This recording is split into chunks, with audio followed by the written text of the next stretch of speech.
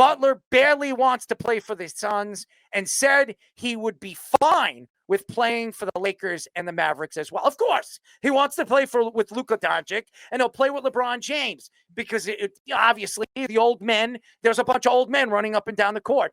We might as well call that the Lakerettes because all they do is bitch. Every single one of them. Oh, They're better than the cheerleaders. Seriously, LeBron bitches, Anthony Davis bitches, and then you bring in Jimmy Butler. Wonderful. The Three Stooges on the basketball court.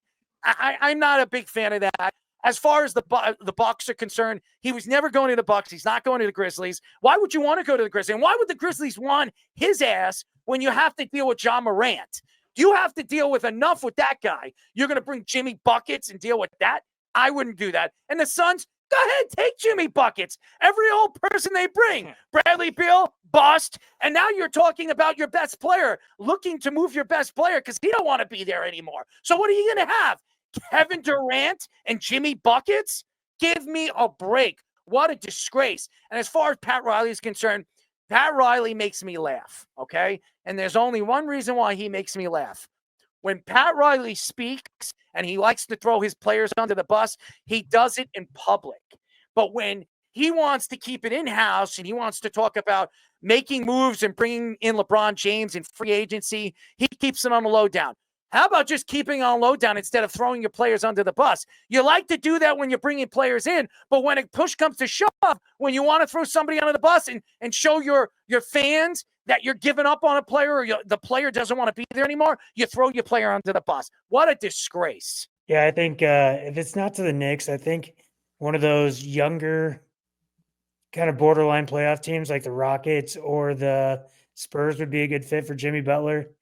I just think they're going to give away some draft picks, like a second and 2 second-round draft picks for Jimmy Butler, because that's all they're going to get. Nobody's going to pay high dollars for an old Jimmy Butler who's problems, but he could be a veteran presence for one of those younger teams that has some upside. We'll just see where it goes. I think Pat Riley's going to be not have shit in his hand at the end of it. He's not going to have any cards to deal because of how he's played games with Jimmy Butler, and that's not good for the Heat fans. You say that, but there's a track record of Pat Riley always winning these things for his whole career. Pat Riley gets his way. He doesn't want to pay, he doesn't pay. If he wants to get the Shaq into Miami, he gets Shaq in Miami. If he wants him, if he wants to take a break from coaching the Lakers, go do some TV, get famous again, get the Knicks job the next season. If you go back in time, look at what he did with the Lakers in the 80s, all the games that he played. If you ever got a chance to watch any of those, there were like 3 different shows HBO tried to make on the Lakers, Showtime Lakers. The shows were not great, but it did a lot of them tried to focus on Pat Riley. I think actually Academy Award winning actor Adrian Brody played Pat Riley in one of them. And I thought he did a good job. I didn't think the rest of the show was that great, but you kind of see that this guy is always up to something. Pat Riley, his whole life, he's always thinking about how to motivate people. He's always thinking about how to use leverage. And he does this. He has all the rings. He shows it to everyone whenever he does free agency negotiations famously.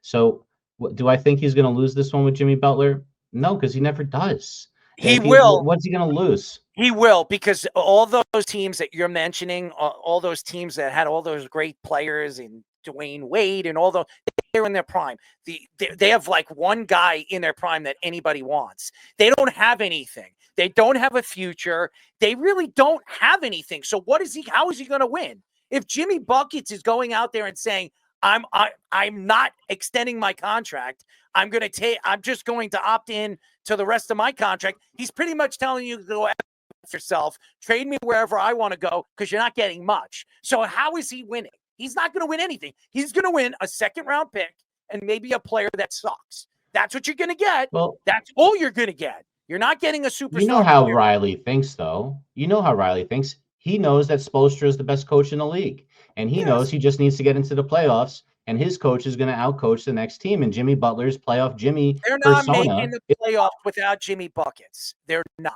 Well, they're the 7th seed right now with Jimmy Buckets. There's a half game out of the top 6. So they're right in the range right now. It's not like they have to trade him like it's all over. If they could just stay afloat, maybe they could add smaller pieces to surround him with some shooting. because he wants the ball. Whoever they trade him to is not going to be someone that's going to let him get the ball as much as he gets in Miami. It's that simple. He's So going to Houston. it's either That's going where to work with him or not. I think he's going to go to Houston. That's where I think that's the only way they're going to get something back for him. And Jimmy Butler, they're looking for a star to play with some of the young players. And Houston's got some good young players, young studs. Maybe you get one.